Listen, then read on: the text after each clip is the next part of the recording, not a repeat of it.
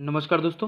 जैसा कि आप देख सकते हैं कि सरकारी रिजल्ट डॉट कॉम पर मैं आपको काफ़ी सारी वैकेंसीज़ के बारे में डिस्क्राइब करने वाला हूं, जिसमें इंजीनियरिंग सेक्टर के बारे में मैं आपको हाल ही में यहाँ पे बताऊंगा। तो आप देखेंगे कि यहाँ पर कौन कौन सी वैकेंसी इंजीनियरिंग सेक्टर से निकली हुई है और हमें प्रिपरेशन कैसे करना है, उसका सिलेबस क्या है।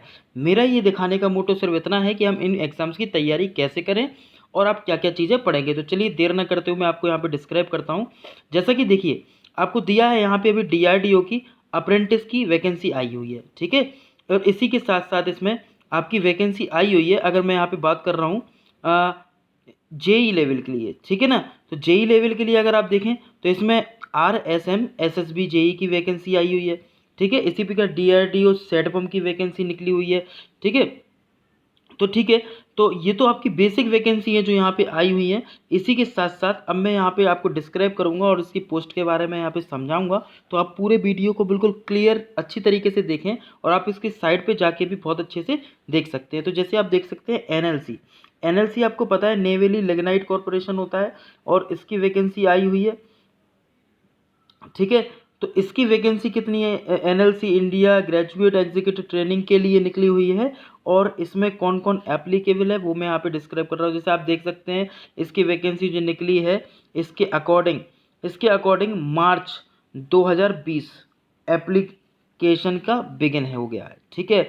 और लास्ट डेट अभी कोरोना के चक्कर में इसकी बढ़ गई, पहले तो इसकी अप्रैल ही थी और इसका 17 मार्च कर दी गई है, ठीक है। तो ये आप इजी तरीके से भर सकते हो।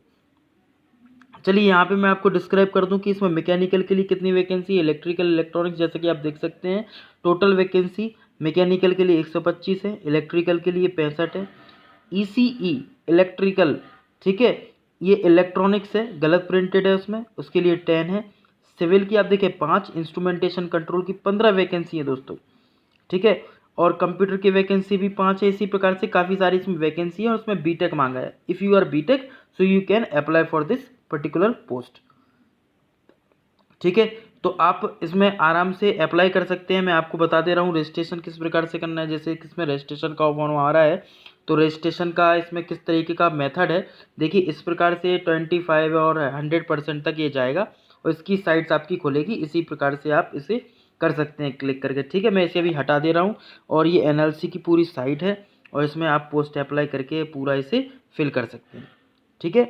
आई थिंक सभी क्लियर हुआ होगा, तो आप इसे देखेंगे साइट पे जाके। चलिए मैं नेक्स्ट वैकेंसी के बारे में आपको बता दूं, जानकारी दे दूं कि नेक्स्ट वैकेंसी कौन सी आई है। पहली तो एनएलसी थी, इसी के साथ ही साथ दूसरी वैकेंसी आप डीआरडीओ की देख सकते हैं, डीआरडीओ अप्रेंटिस की वैकेंसी आई है, ठीक है। तो इसकी एक भी रुपये फीस नहीं है, अप्रेंटिस कोई भी, इसमें सिर्फ आईटीआई मांगा हुआ है। टेक्निकल बेसिस पे मैं आपको बता रहा हूँ, तो इसमें सिर्फ आपका आईटीआई मांगा हुआ है। और इसमें आईटीआई जो मांगा हुआ है, इसमें हमें किस किस ब्रांच से आईटीआई होना चाहिए ये आपको बहुत अच्छे से पता होना चाहिए, ठीक है। तो अगर मैं इसमें ब्रांच की बात कर रहा हूँ तो देखिए कारपेंटर है, मैकेनिकल है, electrician, electronics fitter, plumber, welder, ये आपका सभी लगभग ब्रांचेस हैं जो आईटीआई के लिए होती हैं। तो आईटीआई और एनसीबीटी के लिए भी ये एप्लीकेबल है। तो आप इसको बहुत अच्छे से तैयार कर सकते हैं। जो भी आईटीआई वाले स्टूडेंट हैं वो इसे पढ़ सकते हैं, तैयारी अच्छे से करके एग्ज़ाम्स को फाइट कर सकते हैं। तो ये वैकेंसी डीआरडीओ के लिए निकली थी। इसी प्रकार से एनपीसीएल आप देख सकते हैं, NPCL nuclear power corporation of India limited होता है, इसमें वैकेंसी आई है। इसमें गेट के थ्रू वैकेंसी है बीटेक वालों के लिए। तो जिन्होंने गेट का एग्ज़ाम दिया था अभी 2018, 19, 20, तीनों के थ्रू आप इसमें एप्लीकेबल हो। एग्जीक्यूटिव ट्रेनिंग की वैकेंसी आई है, टोटल वैकेंसी 200 है इसमें, देख सकते हो। और instrumentation, civil, mechanical, electrical, electronics, chemical, mechanical सभी ब्रांचेस की वैकेंसी हैं।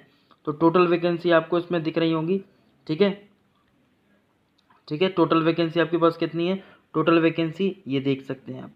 और ये बीटेक वगैरह इसमें एप्लीकेबल है, ओके, ठीक है, क्लियर है सभी को। तो ये आपकी वैकेंसी आई है। चलिए नेक्स्ट वैकेंसी के बारे में मैं बात करता हूँ यहाँ पे। तो ये एनपीसीएल की वैकेंसी हो गई अभी 2020 हाल ही में, ठीक है। और इसमें नेक्स्ट वैकेंसी है, अगर मैं यहाँ पे बात कर रहा हूँ, देखिए यूजीसी नेट और सी एस आई आर सिर्फ बीटेक वाले देते हैं, यूजीसी एमटेक वाले एप्लीकेबल हैं। तो जो भी बच्चे एमटेक किए हुए हैं वो एमटेक के थ्रू एनटीए यूजीसी का ये फॉर्म भर सकते हैं दोस्तों। बहुत ही एप्लीकेबल है ये आपके लिए। और अगर आप इसे निकाल लेते हो आप डायरेक्ट प्रोफेसर की पोस्ट पे जाओगे।